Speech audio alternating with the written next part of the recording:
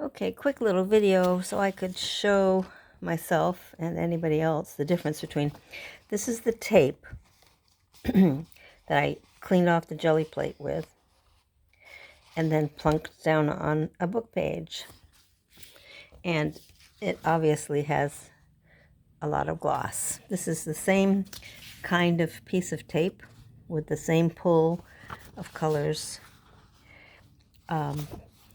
You can see it was once a shiny packing tape, but I covered it with matte medium. Now you can see the print has been a little bit more obscured, I think. Maybe not. Maybe it's just the thickness of the paint. Depends on how much you can read. Not that you really want to read, it's just the effect that you want to get. But